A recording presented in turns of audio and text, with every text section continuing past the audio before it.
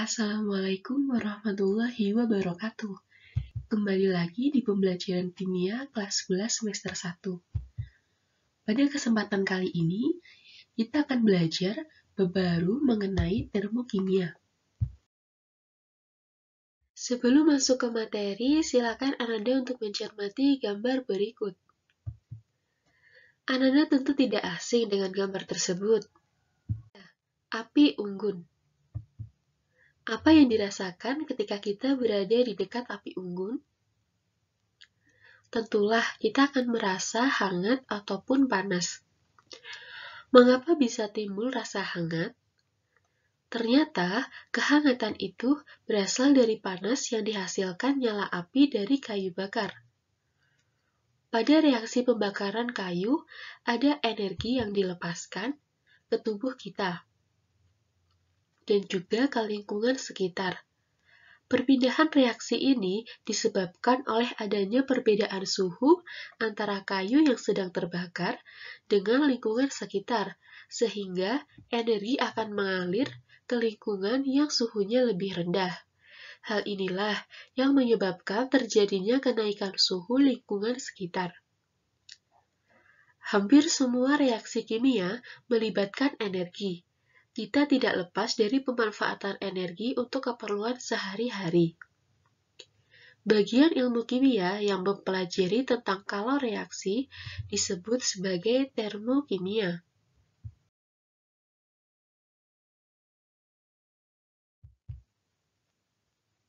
Berikut adalah ruang lingkup yang akan kita pelajari dalam termokimia. Pada kesempatan kali ini, kita akan belajar mengenai kerja, kalor, energi dalam, serta entalpi dan perubahannya. Setelah mempelajari materi ini, diharapkan Ananda dapat menjelaskan perbedaan sistem dan lingkungan, menjelaskan pengertian entalpi suatu zat dan perubahannya, serta menjelaskan hubungan energi, kalor, dan juga entalpi.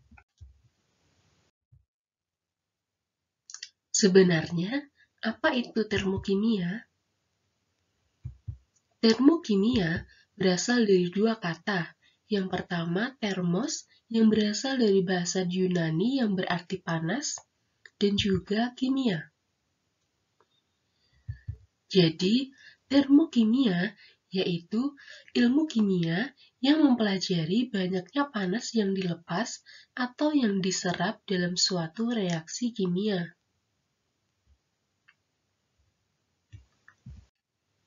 Lalu, ilmu termokimia diaplikasikan dalam bidang apa saja? Para pengguna proses yang terkait dengan termokimia adalah ahli dalam ilmu pengetahuan atau saintis dan juga ahli teknik atau engineer.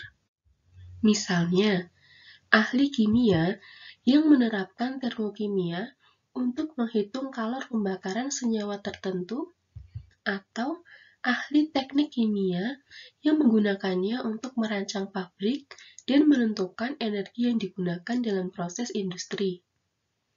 Selain itu, dalam kehidupan sehari-hari, banyak aktivitas yang berhubungan dengan termokimia, seperti memasak air dan juga menyalakan api unggun untuk menghangatkan badan ketika malam hari.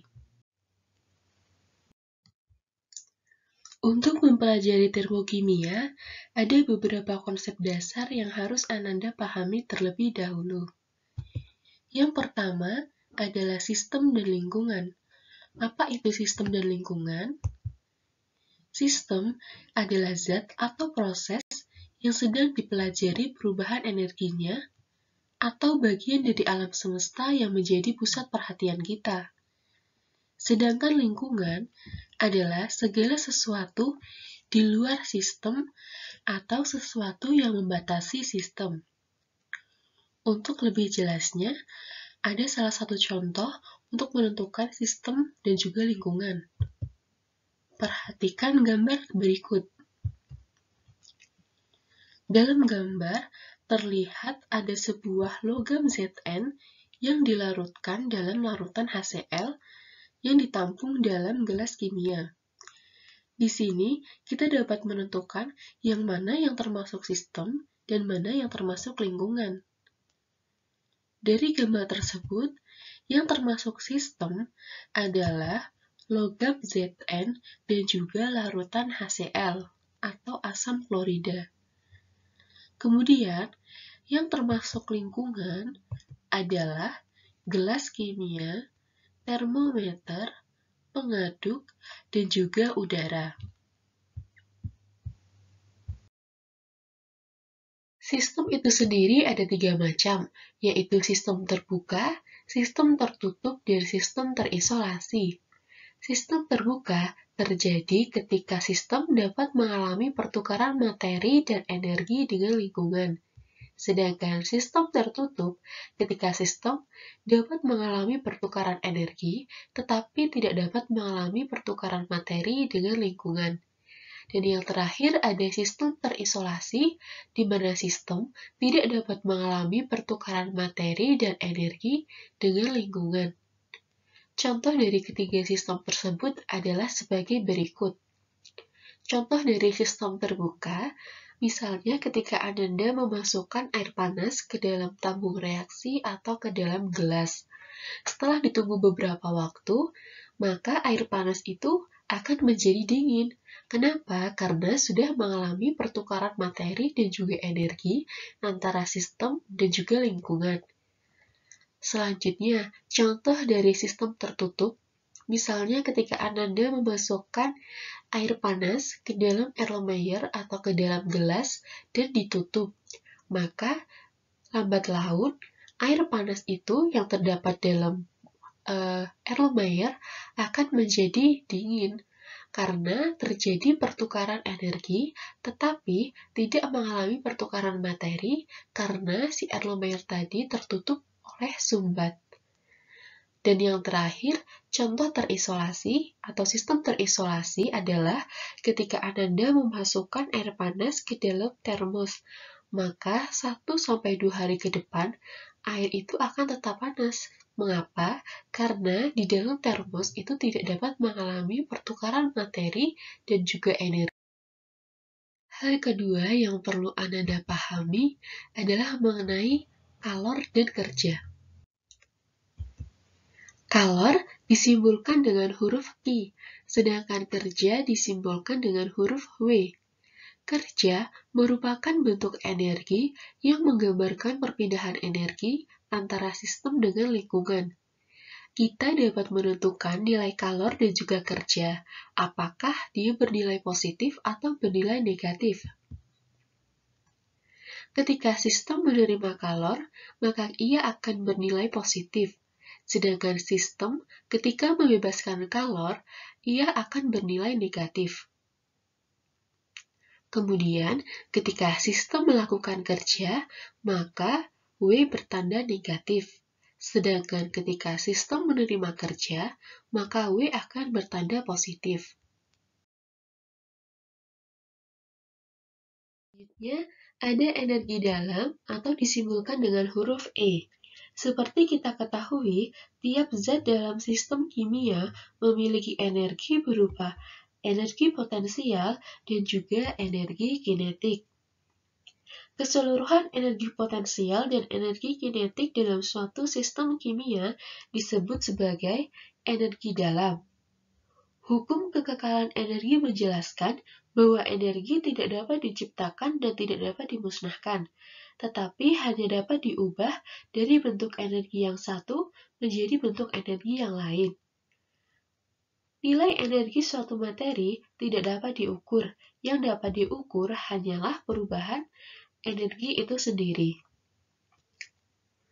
Perubahan energi dalam atau delta E dapat dinyatakan sebagai berikut. Delta E sama dengan EP dikurangi ER, yaitu energi dalam produk dikurangi energi dalam reaktan. Perubahan energi dalam suatu reaksi kimia dapat berupa kalor atau kerja. Oleh karena itu, perubahan energi dalam suatu sistem dapat dinyatakan sebagai delta E sama dengan Q ditambah W, di mana Q itu sendiri adalah kalor dan W adalah kerja.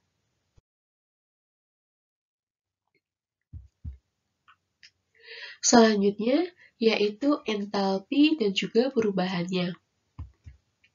Apa itu entalpi? Entalpi atau disimbolkan dengan huruf H adalah jumlah energi yang dimiliki sistem pada tekanan yang tetap. Seperti halnya energi dalam, entalpi tidak dapat diukur. Yang dapat diukur hanyalah perubahannya, yaitu kita menyebutnya dengan perubahan entalpi atau delta H.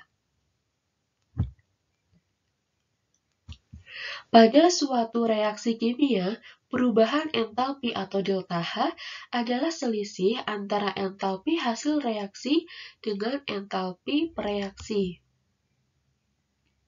Sebagai contoh, jika ada persamaan reaksi dari A menjadi B, maka kita dapat menghitung perubahan entalpinya, delta H-nya yaitu HB dikurangi HA, atau entalpi B dikurangi entalpi A.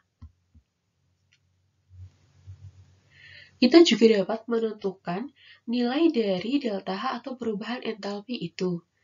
Jika H produk lebih besar dari H reaktan, maka perubahan entalpi atau delta H-nya bernilai positif, berarti terjadi penyerapan kalor dari lingkungan ke sistem.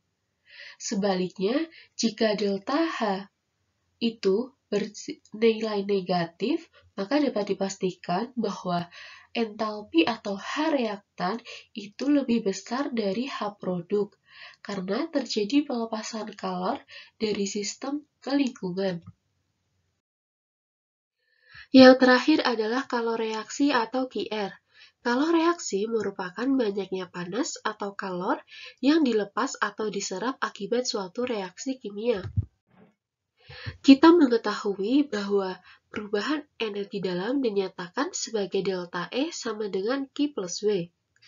Kalau reaksi dapat dinyatakan dalam dua kondisi. Yang pertama, jika sistem tertutup dan volume tetap.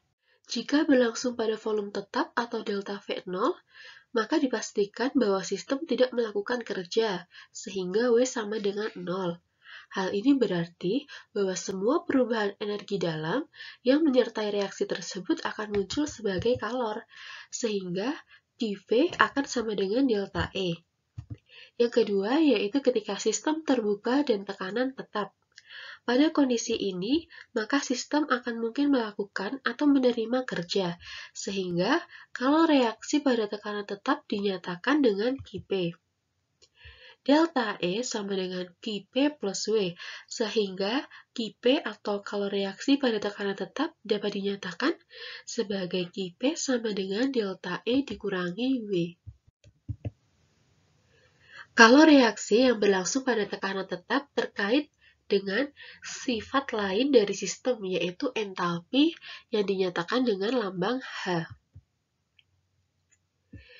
Kalau reaksi yang berlangsung pada tekanan tetap akan sama dengan perubahan entalpi sistem, sehingga delta H akan sama dengan Q reaksi. Nah, ini adalah yang dapat kita simpulkan bahwa reaksi jika terjadi pada tekanan tetap, maka harga kalor reaksi atau Q reaksi akan sama dengan harga perubahan entalpi. Sedangkan reaksi jika terjadi pada volume tetap, maka hasil dari kalor reaksi atau Q reaksi akan sama dengan perubahan energi dalam. Demikianlah pembelajaran kita pada kesempatan kali ini mengenai termokimia. Kurang lebihnya mohon maaf, sampai bertemu di pembelajaran selanjutnya. Wassalamualaikum warahmatullahi wabarakatuh.